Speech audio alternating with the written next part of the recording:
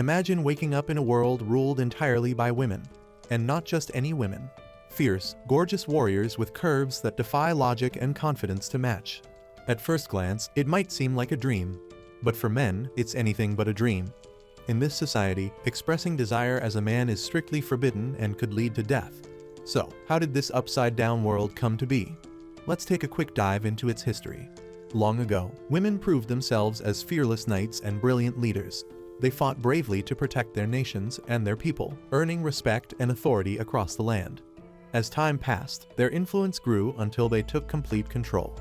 In this world, the victors of war didn't just claim land or riches, they claimed men. Here, the population is drastically unbalanced, 1 man for every 9 women. And that imbalance changed everything. Men were pushed into private, domestic roles, completely removed from public life. They had no say in politics and no voice in leadership. Powerful, high-ranking women had the privilege to claim and collect as many men as they desired. Meanwhile, those with less influence were left to share whatever few men remained. In most cases, men were viewed as little more than playthings, objects of desire, not respect. Because of this, men were fiercely protected by their handlers, coveted by all, and often auctioned off for massive sums. But among them was one man in chains, locked in a daily battle not just for survival, but for control over his own body. His name was Faust. Surrounded by stunning women, Faust fought desperately to keep his arousal in check because giving in meant losing everything. And the part that scared him most? Facing the queen herself. Each royal summons filled him with dread, all because of the quiet little girl who always stood by his side. This little girl was Valliere, the kingdom's second princess, and Faust's direct charge. As her advisor, Faust was bound to stay by her side, no matter the danger. But the real threat wasn't war or rebellion. It was Queen Lysenlot, the busty queen and Faust's greatest nightmare. Every time Faust stood before her, his instincts betrayed him. No matter how hard he tried, he struggled to suppress the raw, primal urges of a man that surged through him. We were told that in this world, if a man got aroused at the sight of a bare woman, he wasn't just labeled a weirdo, he was disgraced. His shame echoed across generations. His parents, his ancestors, even his entire homeland would be mocked and humiliated in front of the entire nation. To protect his honor and the reputation of his entire homeland, Faust took extreme precautions. He wore a metal chastity belt, the only thing keeping his urges in check. Before being reincarnated into this world, Faust had lived and died a virgin. He had never known the touch of a woman, and now, surrounded by temptation on all sides, the pressure was overwhelming. On this particular day, Faust stood beside Princess Valliere in the Queen's Grand Hall, not out of duty but to express their displeasure about Valliere's first ever battle, and why she was only assigned the royal guards and a few of Faust's troops to fight this battle. But Queen Lysenlot stood her ground. She claimed there was no need for overwhelming force. After all, they were only dealing with a group of bandits. Faust disagreed. He believed Valliere's first real battle as a royal shouldn't have been reduced to something so trivial as fighting bandits. But in that moment, he couldn't speak. He was in severe pain because deep inside his pants, his rod was hurting from too much arousal due to the queen's presence. Just the sight of her was torture. And to make things worse, Queen Lysenlot kept casually swinging her legs from side to side, her posture revealing far more than necessary. This was too much for him. The pressure in Faust's pants was unbearable. There was a brutal clash between his rock-hard rod and the unyielding metal of his chastity belt. Sooner or later, something was going to snap. Desperate to regain control, Faust immediately ducked behind Princess Valliere, using her as a human shield to block his view of the queen's dangerously distracting assets. From behind her, Faust finally managed to speak. He argued that it was disgraceful for Valliere's first real mission to be reduced to fighting common bandits, especially when her older sister, Princess Anastasia, had earned her name by repelling an actual invasion. Faust warned that sending Valliere to fight mere bandits would make her a joke in the eyes of the royal court. It was a setup for humiliation, not honor. While he pleaded with the queen to reconsider, he felt a slight sense of relief. Hiding behind Valliere gave him a few precious moments to steady his breath and calm the storm raging inside him. Valliere, however, couldn't hide the sorrow in her eyes. She was no stranger to this treatment. The queen's favoritism toward her older sister, Anastasia, had long been obvious and painful. Despite Faust's efforts, Queen Lysenlot remained unmoved. She adamantly insisted that even wiping out bandits was a noble duty. Protecting the kingdom from their filth, she said, is service just as valuable as war. But as her words dragged on, Faust made a critical mistake. His eyes drifted. He took just one glance at the queen's seductive figure, and his restraint shattered. Overcome by lust and despair, Faust stepped forward, ready to throw his life away just to touch the queen's forbidden body. But before Faust could get any closer, the queen's guards sprang into action to protect her. They believed Faust was attacking as a desperate act of rebellion against the queen's decree on Valier's mission. Yet Queen Lysanlotte saw something different. To her, it looked like Faust was willing to throw his life away out of loyalty to Valier and was impressed. She admitted she had always respected Faust's strength, especially after he and his troops helped Princess Anastasia during her first campaign, turning the tide of an entire war. The queen, with a sincere apology, told Faust she never meant to downplay his heroism in the war. She assured him that his service to the country would never be forgotten. Thankfully, her words helped calm Faust, and he listened quietly as she acknowledged how deeply he cared for Valier. But then, the queen firmly stated that her decision about Valier's first battle was final. It was her royal decree. Knowing there was no changing her mind, Faust respectfully asked to take his leave, and the queen granted his request. As Faust walked out of the throne room, he felt a wave of relief that he'd managed to keep both his sanity and his freedom intact. Valerie, moved by how fiercely Faust had stood up for her, sincerely thanked him for being her advisor. Because of Faust's bold defiance in the throne room, Valerie was granted full access to the national budget for her upcoming expedition. But that wasn't all.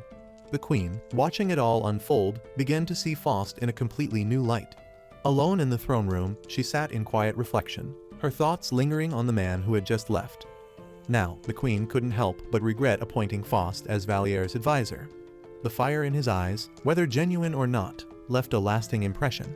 The way he challenged her, the queen herself, for Valerie's sake, was bold and strangely admirable.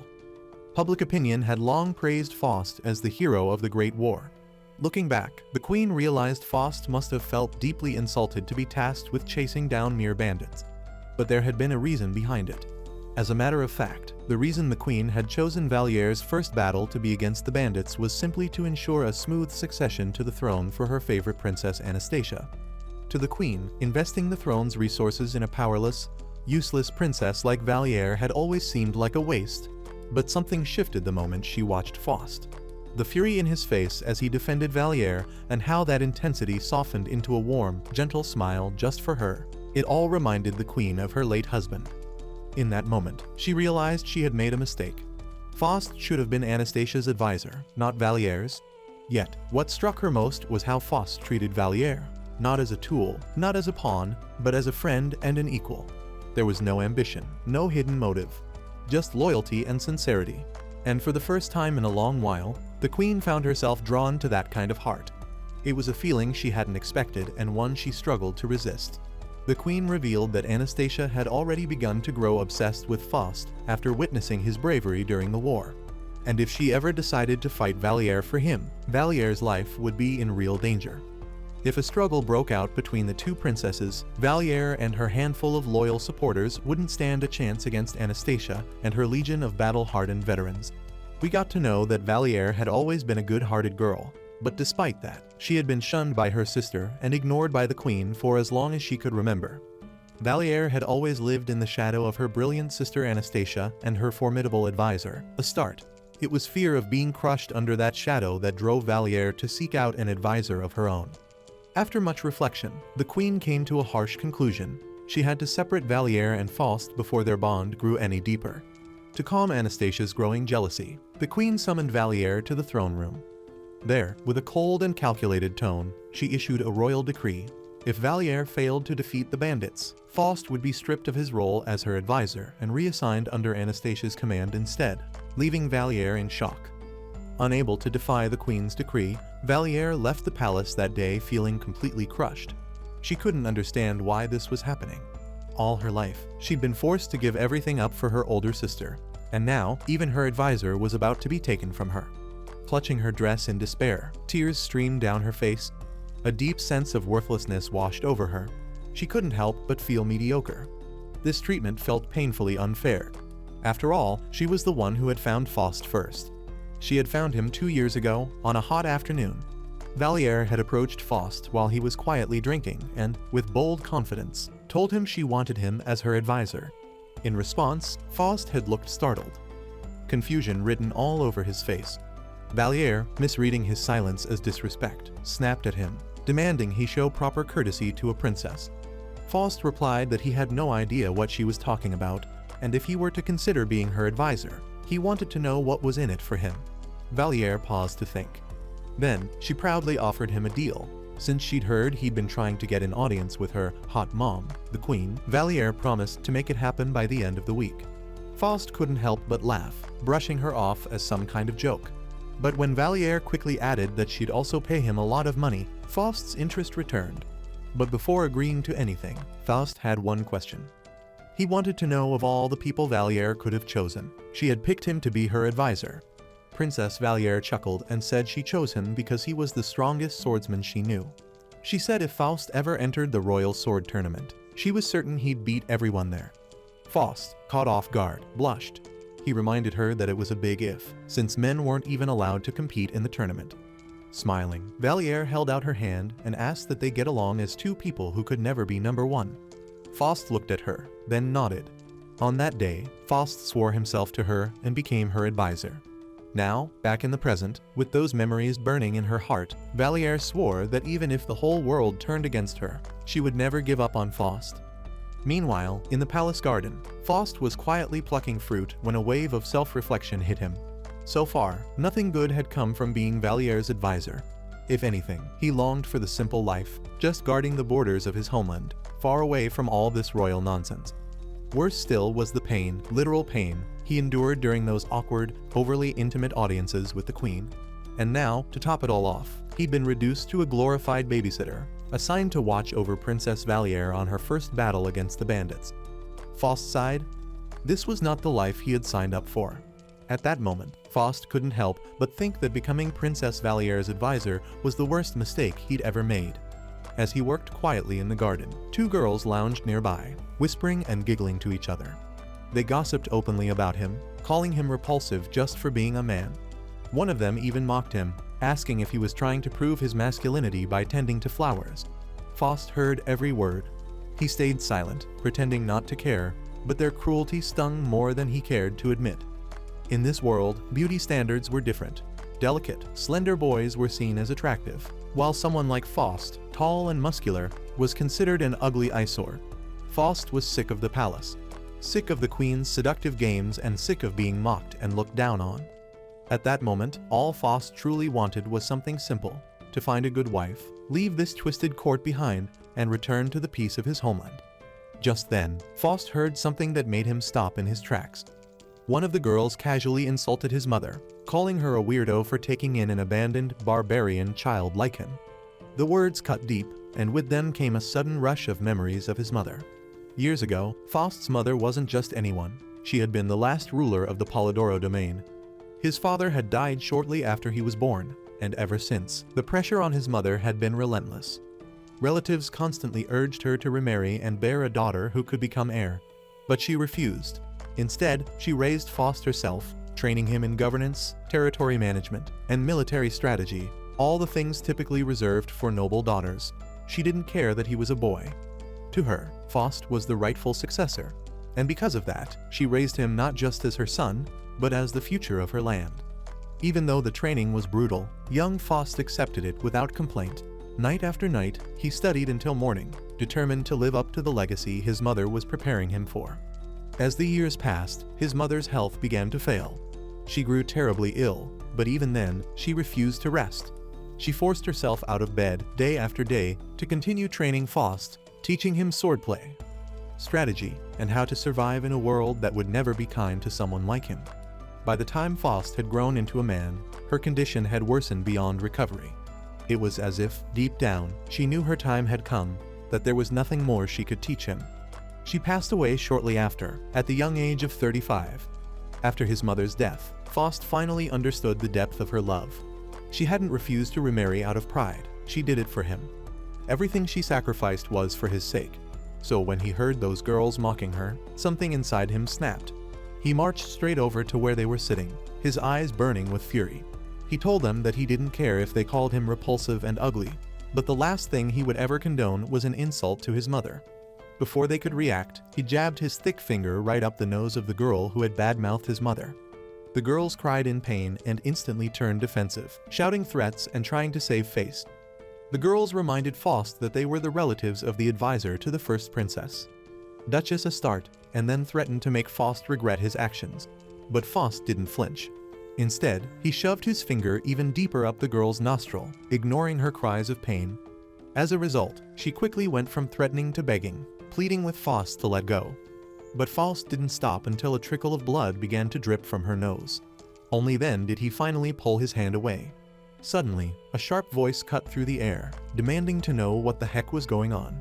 Duchess Astarte had arrived, and on noticing her bloodied relative clutching her face and Faust's bloodied finger, she demanded an explanation. The girl immediately jumped in, desperate to control the narrative. She denied doing anything and claimed Faust had suddenly attacked them out of nowhere. The other one added that the barbarian had gone crazy and then asked Astarte to throw him out of the palace. But Faust didn't let them have the final word. Faust also explained his own side of the story, saying that the girls had gossiped that his mother had picked him up from the neighboring enemy country. Astarte's eyes widened in surprise. She turned sharply to the girl and asked if what Faust was saying was true. The girl froze and couldn't say a word, the color draining from her face. The girls began to stammer, which only proved Faust was right and angered Astarte. Realizing they'd messed up, one of them desperately tried to spin it. She explained that they had said those horrible words to Faust because he was in the faction of the second princess, and they were just trying to do Astarte a favor. That only made things worse. Without saying a word, Astarte slammed her boot into the girl's face, knocking her to the ground, and then called her a fool. Everyone around fell silent. It was no secret. Duchess Astarte never showed mercy, no matter who you were. Man or woman, ally or enemy, she dealt with all stupidity the same way, swiftly and without hesitation. Like Faust, Duchess Astarte was no stranger to the battlefield. A hardened veteran of war, she carried herself with the weight of experience and the authority to match it. After putting the girls in their place, she turned to Faust and bowed her head slightly, apologizing on their behalf. But Faust shook his head, brushing it off, asking her not to worry about it. He assured her that there was no way he would hold a grudge against someone he fought beside in the war. Besides, her status was way above his. Astarte asked him not to talk to her about status. She said on the battlefield, they were equals. No politics, no factions, just survival. That bond doesn't disappear, no matter who we serve now. With the drama finally behind them, the mood shifted. Astarte started to tease Faust by telling him that she admired his firm behind. Before Faust could react, she reached out and gave it a bold squeeze. Faust sighed. It wasn't the first time Astarte had made it a habit of harassing him whenever the opportunity arose. Faust tried to put some distance between them, but Astarte held on to his hard behind while assuring him that she would refrain from doing it in public. After that, Astarte leaned close and asked Faust to give himself to her, since they had shed blood and sweat together on the battlefield. But Faust declined, saying he was keeping himself for his future wife. When Astarte saw Faust hesitate, she told him plainly that she didn't just want to smash and run. She genuinely wanted to make him her husband. For a brief moment, Faust actually considered the offer. But after some thought, he shook his head. Faust explained that if they were to marry, he wouldn't want his family's territory, his last connection to his late mother, to be absorbed into Astarte's domain through their children. Astarte clearly understood the importance of what he said, so she asked that they be lovers instead. Faust felt embarrassed at Astarte's bold offer, but he couldn't deny the logic behind it. As her lover, he'd still retain his right to rule his family's land, and even have the chance to raise a child who could one day become his heir. After weighing the pros and cons, Faust gave a reluctant nod. Seeing his hesitation soften, Astarte grew even more desperate. She pleaded, saying she'd pay him whatever it took just to ride him. Faust looked into her eyes, filled with longing, and then, unavoidably, his gaze dropped to her full chest. Astarte was known for her strength in battle, but she was also famously voluptuous, and Faust, being a milkman, found it increasingly hard to resist such a tempting offer. Astarte then wrapped her arms around his neck, ready to seal their agreement with a kiss. But just then, Princess Anastasia stepped between them, demanding to know what the heck was going on. Astarte hesitated for a moment, clearly caught off guard by Anastasia's sudden appearance and tone. But Anastasia wasn't going to let it slide. She raised her voice, demanding to know exactly what Arstart was discussing with Faust. Pressed for an answer, Arstart finally spoke up and said they were just sorting out the details of Faust becoming her lover. Anastasia was pissed when she heard this. She called it bullcrap and said she would never allow it. But Arstart stood her ground and said it had nothing to do with her, but rather was a private matter between her and Faust. Still, Anastasia refused to back down. She declared that the royal family would never permit Astarte to become entangled with someone aligned with a rival faction. But Astarte told her flatly that no one cared about the second princess faction. Anastasia's frustration boiled over. Desperate, she turned to Faust and commanded him to turn down her offer immediately. But when Faust hesitated, caught in the middle, unsure, Anastasia's anger gave way to hurt. She told him it was rude to turn his eyes away from her like that, and then asked him to resign as her sister's advisor and work for her instead. But Faust politely refused. Anastasia tried once more to sway him. With a soft tone, she told him there was no future in the second princess faction. Faust didn't argue. He simply admitted she was right, and everyone knows she would definitely be the next queen. But even at that, he said he would prefer being Princess Valiere's advisor. Confused and frustrated, Anastasia demanded to know why. Faust lowered his gaze and answered that it was because he had chosen to follow his heart. Before Anastasia could reply, Astarte cut in, asking Anastasia to just give up on Faust and let her have him all to herself. Anastasia refused and told her coldly that when she became the queen, she would just force Faust to become her husband. Determined not to back down, Arstart warned Anastasia that if she forced Faust to marry into the royal family, his beloved territory would be absorbed into the crown lands, something that would surely turn his heart against her. But Anastasia refused to give up on her feelings. With both girls unwilling to step down, Arstart suddenly burst into laughter and proposed a wild idea. She said they could share Faust. Anastasia stared at her, shocked by the suggestion, and asked if she had suddenly lost her mind. But in response, Arstart simply placed her hands on Anastasia's shoulders and leaned in with a smirk. Whispering, she said that since neither of them could let go of him, they might as well join forces and claim him together. All they had to do was wait for the second princess to finish her little battle. After that, they could joyfully spread their legs. Arstart assured Anastasia that if they could offer Faust the one thing he valued most, protection for his beloved homeland, then he would surely eat them out. Will Arstart and Anastasia succeed in taking Faust away from Valiere? Comment Woman World if you're eager to find out in our part 2. Give this video a thumbs up if you enjoyed it, and don't forget to subscribe to the channel for more content like this. As always, thanks for watching.